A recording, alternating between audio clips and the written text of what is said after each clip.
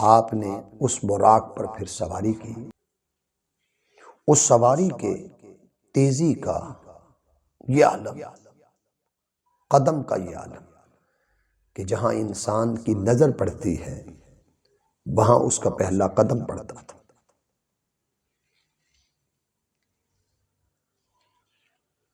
اس براق پر آقا دو جہاں صلی اللہ علیہ وسلم نے سواری کی ہے۔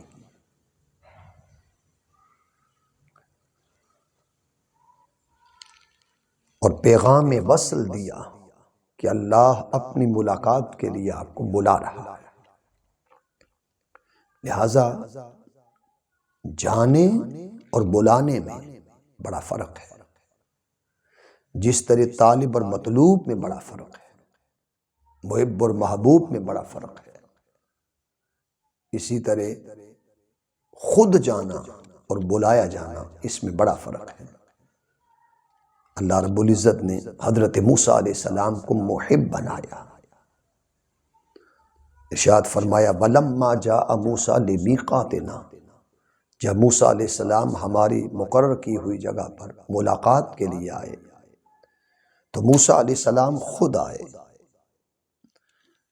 جو خود آئے وہ محب ہوتا ہے، اور جسے بلایا جائے، سواری بھیجی جائے، جبریل امین بھیجا جائے علیہ السلام، 70,000 فرشتوں کو بھیجا جائے، پورے تزکو احتشام کے ساتھ، اہتمام کے ساتھ، باوقار طریقے سے، پروٹوکول کے ساتھ جس کو بلایا جائے اور پھر لے جایا جائے، وہ محبوب ہوتا ہے۔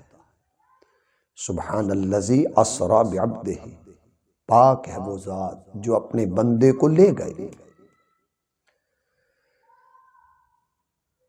تو جو خود آئے وہ محب ہوتا ہے، اور جسے بلایا جائے وہ محبوب ہوتا ہے۔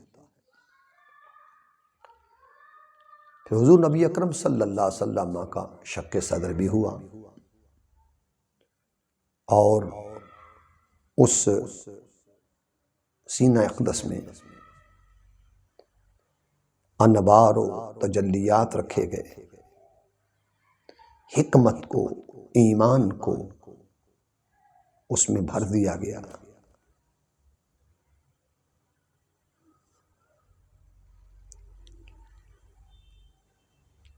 پھر آقا دو جہاں صلی اللہ علیہ وسلم کہ سفر معراج کو شروع کیا ہے، ایک قبلہ سے دوسرے قبلہ تک کا زمینی سفر رکھا۔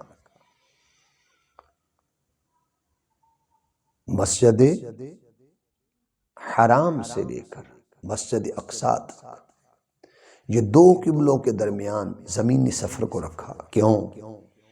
تاکہ زمینی سفر کا آغاز بیت اللہ مسجد حرام سے ہو جائے، اور آسمانی سفر کا آغاز وہ مسجد اقصیٰ سے، بیت المقدس سے ہو جائے۔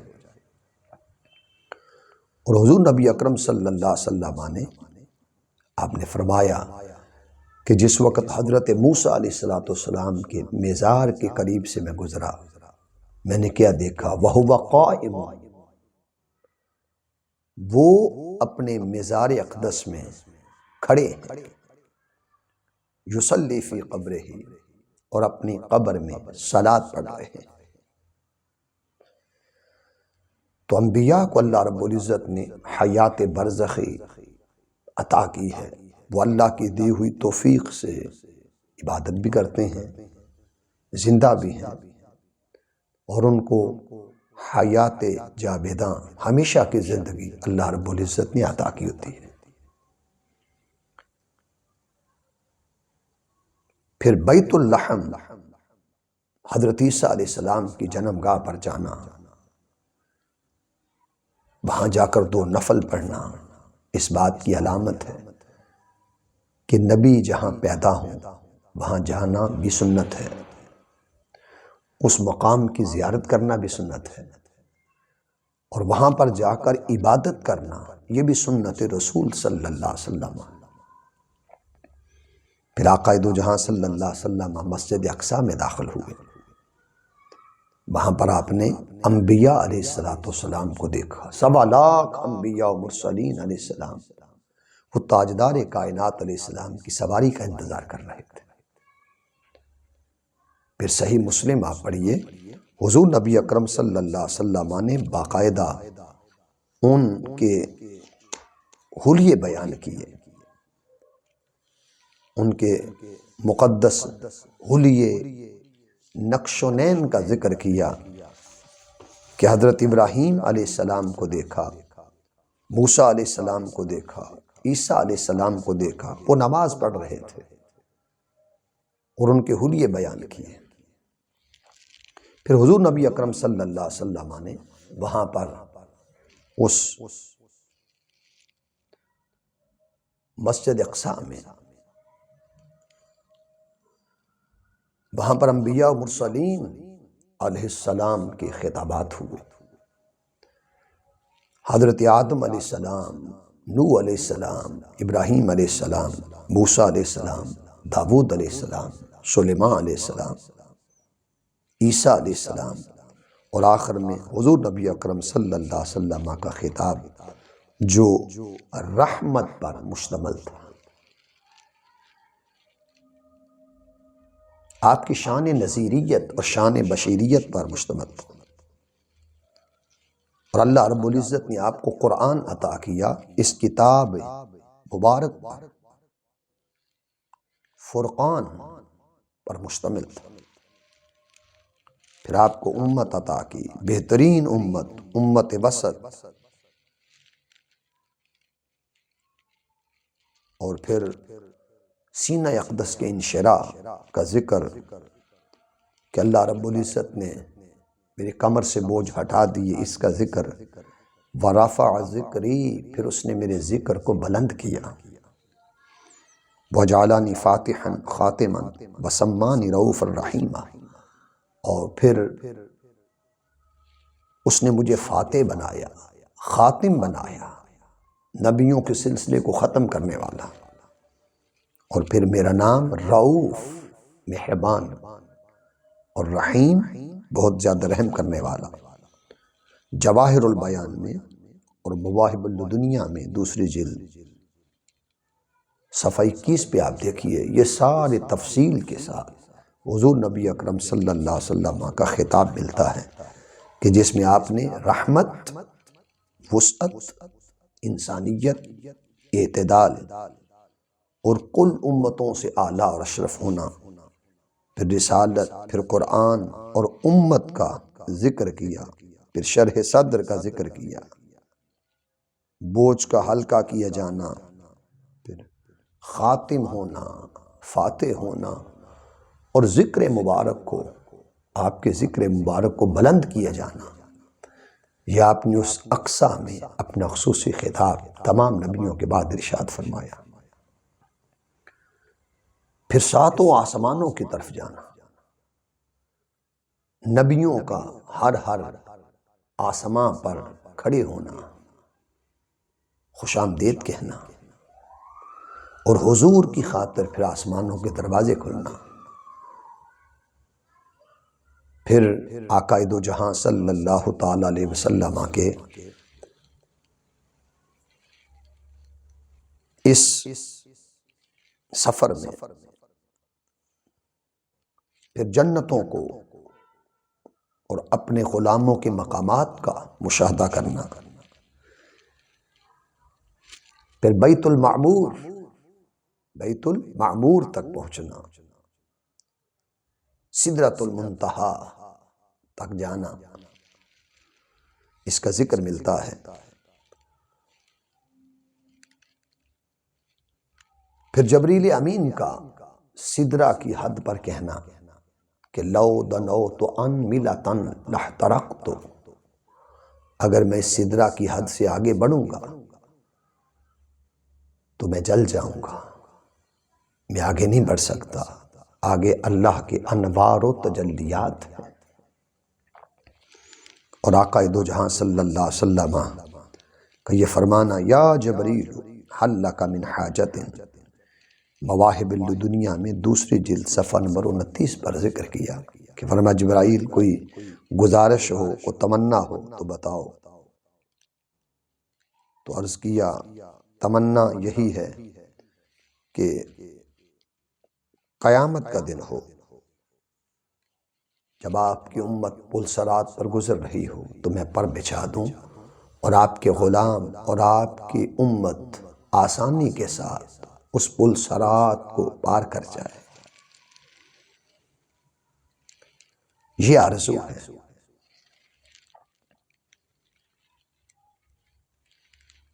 پھر حضور نبی اکرم صلی اللہ علیہ وسلم جب اللہ کی بارگاہ میں گئے تو عرض کیا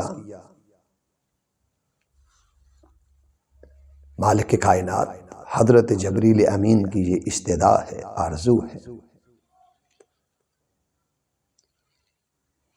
اس کو یہ طلب کرنا تھا۔ تو اللہ رب العزت سے عرض کیا کہ مالک تو خوب جانتا ہے، اس نے جو طلب کیا، جو خواہش کیا، اس نے جو کہا، جو آرزو کی، اس کو قبول کیا جائے۔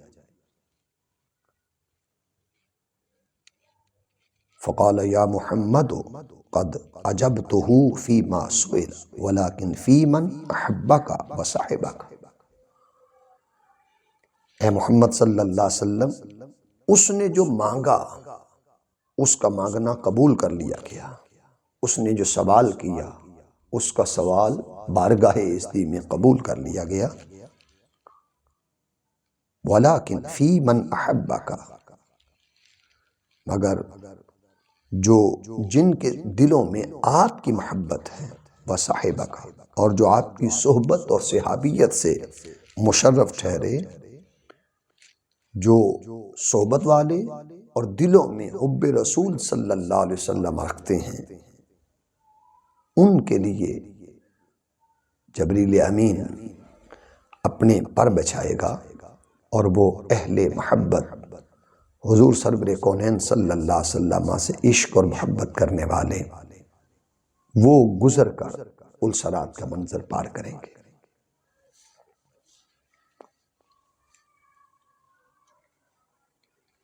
پھر اللہ رب العزت نے اس مبارک سفر کو، جو جلووں کا سفر تھا، قربت کا سفر تھا، انوار و تجلیات کا سفر تھا، اپنی حبیب صلی اللہ علیہ وسلم کے لیے جیسے جیسے جہاں بدلتے گئے ویسے ویسے سواریاں بدلتی گئی، اس شان کا کمال عطا کیا جاتا رہا جیسا دیس آیا۔ اگر بشریت کا جہاں تھا تو غلبہ بشریت کا تھا، نورانیت کا جہاں تھا تو غلبہ نورانیت رسول صلی اللہ علیہ وسلم کا تھا، اور اگر حقیقت کا دیس آیا تو پھر غلبہ حقیقت محمد مصطفیٰ صلی اللہ علیہ وسلم کا رکھا، اور باقی دو شانیں مغلوب رکھیں، بشریت کی شان اور نورانیت کی شان۔ تو آپ کی بشریت کی اور آپ کی نورانیت کی اور آپ کی حقیقت کے یہ سفر کے گوشے شانیں اللہ رب العزت نے رکھی۔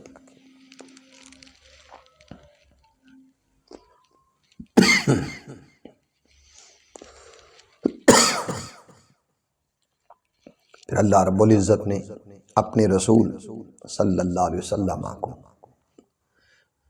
عالم لا مقام ہے، اس نے جہاں براق بھی پیچھے رہ گیا، رف رف بھی پیچھے رہ گیا،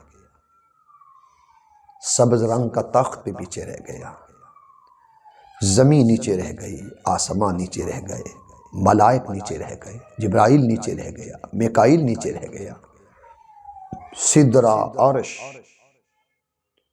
یہ ساری وادیاں، مقامات نیچے رہ گئے۔ اللہ نے اپنی حبیب صلی اللہ علیہ وسلم کو پھر بقعہ نور میں داخل کیا اور فرمایا ثم دنا، پھر وہ قریب ہوا۔ اللہ رب العزت خود اپنے رسول علیہ السلام کے قریب ہوا۔ ثم دنا، تو یہاں پر اللہ رب العزت نے جو پہلی قربت کا فیض دیا وہ یہ کہ اسماء مصطفیٰ علیہ السلام پر اسماء الہیہ کا رنگ چڑھایا۔ تو یہ اسماء مبارک کا قرب یہ آپ صلی اللہ علیہ وسلم کے سفر معراج میں آپ کو اس سعادت سے نوازا۔ فتد اللہ، پھر افعال الہی پر افعال الہی کا فیض عطا کیا گیا۔ حضور نبی اکرم صلی اللہ علیہ وسلم کے افعال پر اللہ نے اپنے افعال کا رنگ چڑھایا۔ جیسے پتھر حضور پھینکتے ہیں، فعل پتھر کا پھینکنا یہ آپ کا عمل مبارک ہے۔ اللہ فرماتے ہیں وما رمیت اذ رمیت ولکن اللہ رمی، یہ کنکر آپ نے نہیں پھینکے، آپ نے پھینکے بلکہ آپ کے خدا نے پھینکے۔ تو فعل اور عمل وہ حضور نبی اکرم صلی اللہ علیہ وسلم کا تھا، مگر اللہ رب العزت نے اس کی نسبت اپنی طرف کی۔ تو افعال رسول صلی اللہ علیہ وسلم کے مقام تدلہ پر، آپ کے افعال پر اللہ نے اپنے افعال کا رنگ چڑھایا، اور مقام قاب قوسین پر اللہ رب العزت نے آپ کی صفات پر اپنی صفات کا رنگ چڑھایا۔ رہ گئی ذات او ادنا، یا اس سے بھی قریب آ جا، پھر اس ذات پر اللہ رب العزت نے اپنے ذات کا حسن و جمال کا رنگ چڑھایا، حتیٰ کہ حضور کو اپنے نور کا مظہر بنا دیا، اپنے حسن کا آئینہ بنا دیا، اپنے حسن کا مظہر بنا دیا۔ پھر اللہ رب العزت نے تحائف عطا کیے۔ سورہ بقرہ کی آخری 3 آیتیں جس میں ایمان کی تکمیل اور مصیبتوں کے ختم ہونے کی خوشخبری ہے کہ جو شرک نہیں کرے گا وہ بخشا جائے گا، یہ آیات عطا کی، اور پھر اس کے ساتھ اللہ رب العزت نے 50 نمازیں عطا کی۔ تو حضرت موسیٰ علیہ السلام کا چھٹے آسمان پر کھڑے ہونا اور پوچھنا کہ یا رسول اللہ صلی اللہ علیہ وسلم کیا لے کے آئے ہیں، اور میں 50 نمازیں، عرض کیا یہ بہت زیادہ ہیں، آپ واپس جائیں اور کم کروا دیں۔ اللہ رب العزت سے عرض کریں کہ یہ زیادہ ہے، کم کر دیں۔ اس طرح 9 چکر لگے، 45 معاف ہوئیں، 5 رہ گئیں۔ فرمایا حبیب اب ہم نے یہ فیصلہ کیا ہے کہ جو 5 پڑے گا ہم اجر اس کو 50 کا عطا کریں گے۔ تو یہ در حقیقت جو سفر ہے اللہ رب العزت نے اپنے رسول صلی اللہ علیہ وسلم کو جو کرایا، وہ اس سفر کے جانے کا بھی ذکر قرآن میں کرتا ہے، اور آقا دو جہاں علیہ السلام کے پلٹنے کا ذکر بھی قرآن مجید کے اندر کرتا ہے۔ وَالنَّجْمِ اِذَا هَوَىٰ، قسم ہے چمکتے ہوئے ستارے کی کہ جب وہ اترا، کہیں جانے کا ذکر اور کہیں آنے کا ذکر۔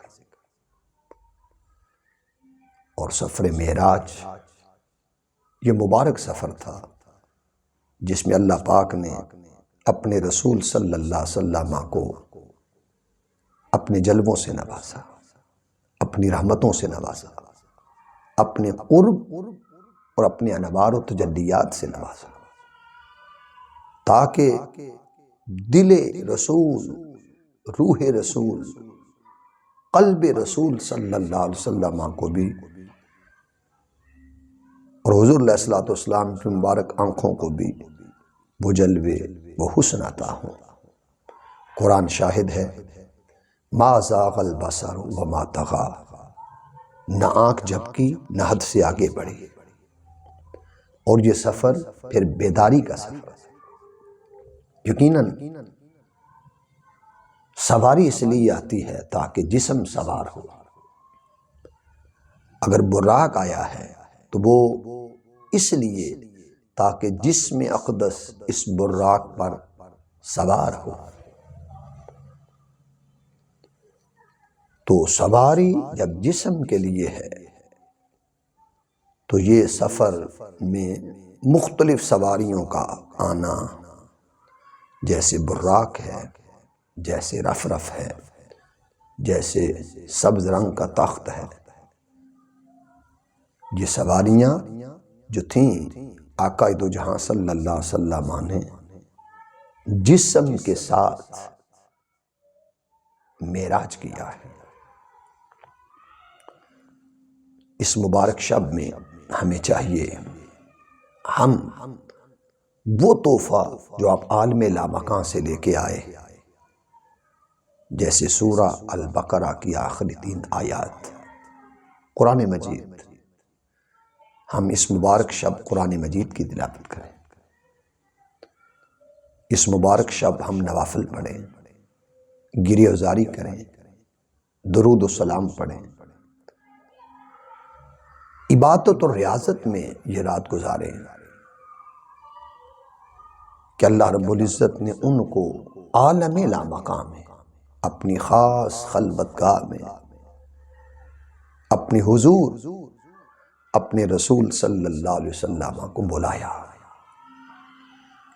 اقبال فرماتے ہیں کہ تیری معراج کہ تو لوح و قلم کو پہنچا، اور میری معراج کہ میں تیرے قدم کو پہنچا۔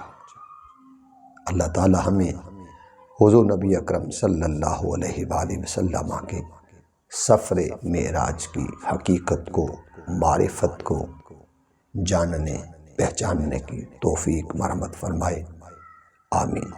وما علیہ الا البلاغ۔